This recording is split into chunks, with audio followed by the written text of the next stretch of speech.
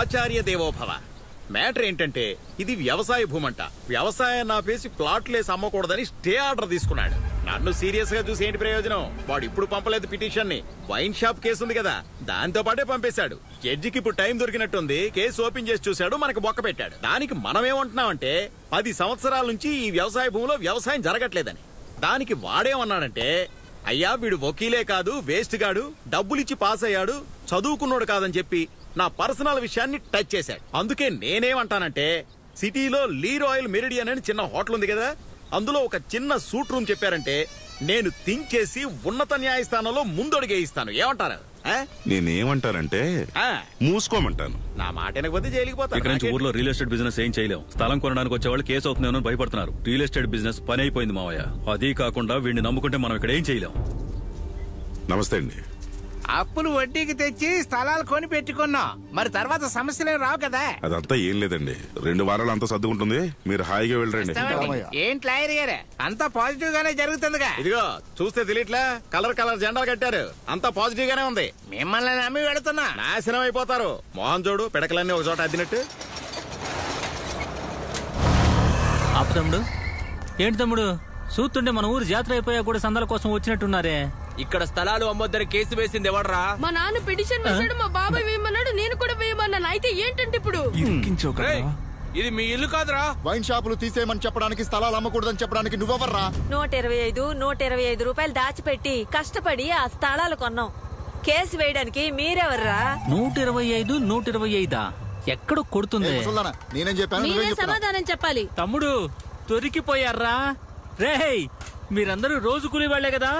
అదిగో సూపర్వైజర్ వస్తాడు. పట్టుకోండి. చూసావా తమ్ముడు, రోజు కూలి పనికి వెళ్లే వాళ్ళకి డబ్బులు తీసుకొచ్చారు వీళ్ళు. అందరూ రండ్రా, ఇలా బట్టలు తీసి ఎముకలు ఎరగొట్టి పంపించండి. తమ్ముడు అందరికి ఫిజికల్ గా టచ్ ఇచ్చిరా నాన్న. రే కొడక, డాడీకి ఫైటింగ్ సీన్స్ అట్టే నచ్చవరా? మనం సైడ్ అయిపోదాం పదా. ఓకే.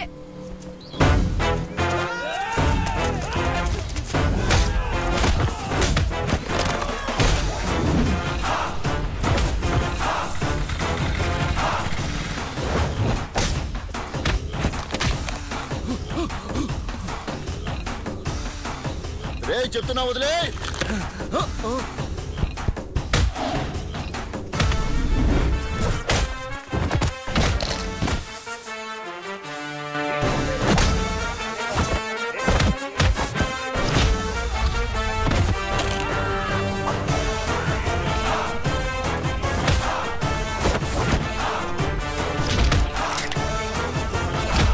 ఇప్పుడు శ్రోతలు కోరిన మేరకు ఒక మంచి మెగాస్టార్ పాటేసుకోండి.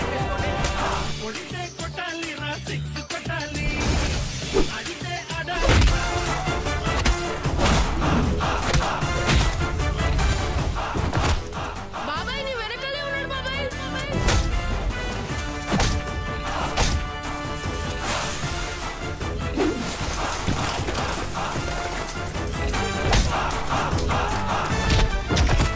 అందరూ చూడండి, జాగ్రత్తగా చూడండి. తన మీద దాడికి వచ్చిన ఎదవలందరినీ మనోడు పండగేసి బాధినట్టుగా బాతున్నాడు. ఏమాత్రం దయ చూపించకుండా ఈర ఉతుకుతున్నాడు. పర్లేదు, కాళ్ళు వదిలే. మాస్టారు, దీని మీద మీ స్పందన ఏంటి? ప్రజలందరూ తిరిగే చోట కాకుండా పక్కకెళ్ళి కొట్టుకోండి అయ్యా. వెళ్ళండి.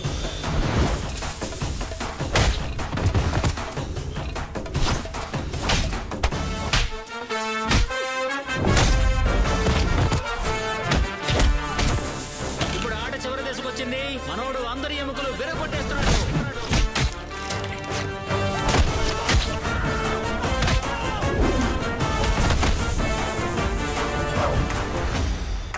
ఎంతో కొంత సంపాదించిన భార్య పిల్లల కుటుంబంతో కలిసి ఉండడం కంటే సంతోషం ఏముంటుందండి? లీవ్ గురించి అడిగాను, వచ్చేస్తాను. మనకి బిడ్డ పుట్టేటప్పుడు మీరు నాతోనే ఉండాలి. ఎలా ఉన్నావురా?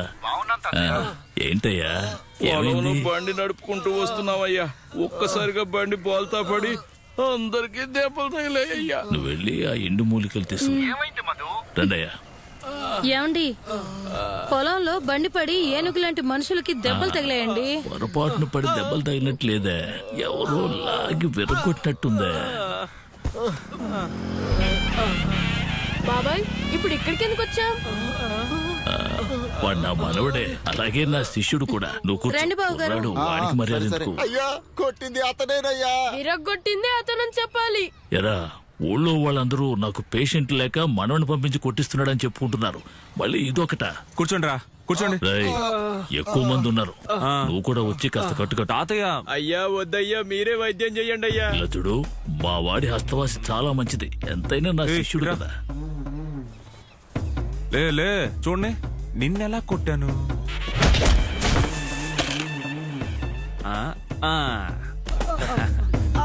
ఉండు, ఇంకా మొదలు పెట్టలేదు, అప్పుడే అరుస్తావేంటి?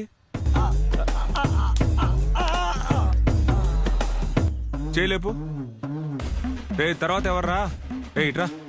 బైక్ మీద సెల్ ఫోన్ మాట్లాడుతున్నట్టే ఉన్నాడు.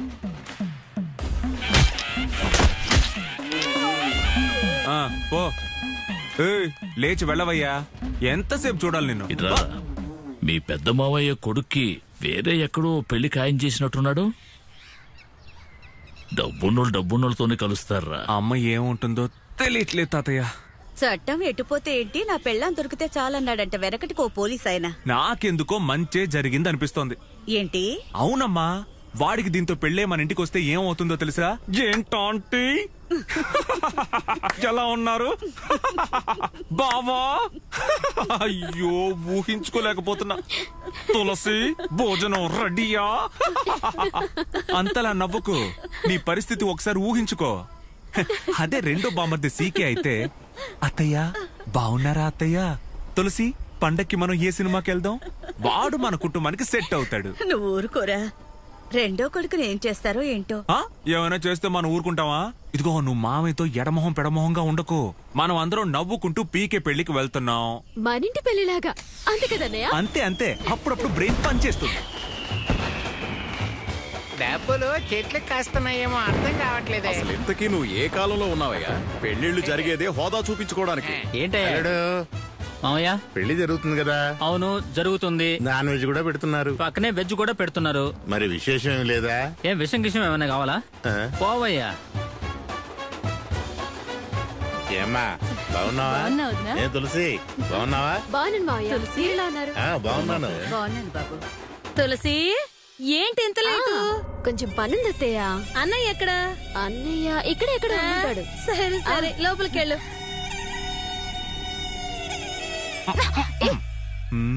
మేనమామ ఇంట్లో పెళ్లికి కూడా ఇంత లేట్ గా వస్తారా? అదే నువ్వొచ్చావు కదా, ఇంటికి ఒక్కరు ముందొస్తే సరిపోతుంది కదా పార్ట్నర్. వాట్? నేను రావడానికి నువ్వు రావడానికి ఏంటి సంబంధం? భార్య ముందొస్తే సరిపోతుందిగా. ఏంటి? మాలిని, ఈ అబ్బాయి ఎలా ఉన్నాడు? ఓకేలే. ఏ తులసికి మరి మా అన్నయ్య మీ దొన్నకిచ్చి పెళ్లి చేస్తారని ఏంటి గ్యారంటీ పార్ట్నర్? మనం అనుకునే జరిగితే. అరుణ్ బాబుతో మాట్లాడుతున్నావా? మీ నాన్న నిన్ను వెతుకుతున్నారు, పద. తీసుకెళ్ళండి, మాట్లాడివ్వకండి. నాకు కూడా ఇలా పెళ్లి చీర కట్టుకోవాలని ఆశగా ఉంది. మంచి మెరూన్ కలర్ లో 10,000 రూపాయలకి కాంచీపురానికి వెళ్లి కొనుక్కొద్దామా పార్ట్నర్? నేను చీర మాత్రమే కావాలన్నాను, నువ్వెందుకు ఏదేదో మాట్లాడుతున్నావు? పెళ్లిలో వెజ్ పెడుతున్నారంట, నాన్ వెజ్ పెడుతున్నారంట. ఒక పక్క పెళ్లి జరుగుతుంది, ఇంకో పక్క ఈ పెళ్లిలో ఇంకో పెళ్లి కోసం పనులు జరుగుతున్నాయి. అంతే కదా. మీరంతా కలిసి నా కలెక్టర్ ఆశయాన్ని డిస్టర్బ్ చేయాలనుకుంటున్నారు. ఎలాగైనా కలెక్టర్ కుండే కొద్దో గొప్ప మర్యాద నువ్వు పోగొట్టేసేలా ఉన్నావు. ఏం కాదా? ఓకే.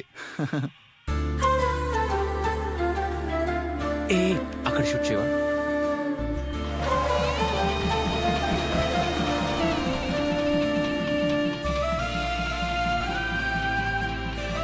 ఇక నువ్వు లైఫ్ లో నవ్వనే నవ్వవురా. ఈ అమ్మాయి ఏంటి ఇలా తల దించుకుంది? నేనైతే తాళి కట్టించుకునేటప్పుడు మా ఆయనే లేచి కట్టాలి. తల పైకెత్తి అలా చూస్తూ కూర్చుంటాను. మగవాళ్ళకి సిగ్గుగా ఉంటే వాళ్ళు తల దించుకుంటారు. సూపర్ పార్ట్నర్, నువ్వు తల పైకెత్తే కూర్చో. నా భార్య అంటే అలాగే ఉండాలి. హలో, నేను నీతో చెప్పలేదు, మామూలుగానే చెప్పాను. నేను మామూలుగా చెప్పలేదు, నీతోనే చెప్పాను. తప్పా పార్ట్నర్? మంచి టైమింగ్ లో చెప్పావు పార్ట్నర్. టైమింగ్ లో అన్ని వాళ్ళ నాన్న అంటే ఈయన మీ నాన్న కదా? పసిపిల్లాడు ముందు ఇలా మాట్లాడితే బాగోచ్చు చెప్తున్నా. వాళ్ళ అబ్బాయితో మాట్లాడితే తిడుతున్నాడు. మనం ఒక అబ్బాయిని కనుక్కుని వాడితో మాట్లాడదామా? బాగా ఫాస్ట్ గా ఉన్నారే.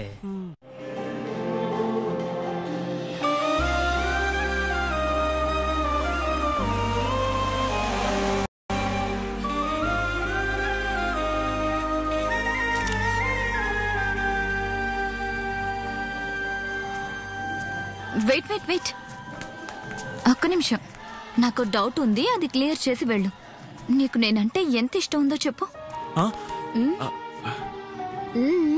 తులసి అమ్మకి చెప్పేస్తుంది మళ్ళీ బాబు. కలుద్దాం. అమ్మా వెళ్దాం రా బాబు. వస్తేనమ్మా అమ్మ తిరుతుంది మళ్ళీ కలుద్దాం. ఆగు, నేను ముఖ్యమా మీ అమ్మ ముఖ్యమా? అమ్మే మరి నేను? త్వరగా రా బాబు. వస్తేనమ్మా. తనేదో టెస్ట్ చేస్తున్నట్టుంది. నీ కొడుకు మెలకలు చూస్తే తెలియడాలా? ఇలా చూడు, నువ్వేం అడుగుతున్నావు అర్థం కావట్లే చెప్తున్నా. నన్ను ఎలా చూసుకుంటా? రే అన్నయ్య, అమ్మ పిలుస్తుంది కదా, అక్కడేంట్రా సొల్లు కబుర్లు? మా వస్తేనమ్మా, ఒక్క నిమిషం. ఇలా చూడు, నేను నిన్ను మా అమ్మలాగా ప్రేమగా చూసుకుంటా. భార్యని తన భర్త వాళ్ళ అమ్మలా చూసుకోవడం కన్నా తనకి పుట్టిన కూతురులా ఎప్పుడూ ప్రేమగా చూసుకుంటే భార్యకి చాలా ఇష్టం. అలా చూసుకుంటావా పార్ట్నర్?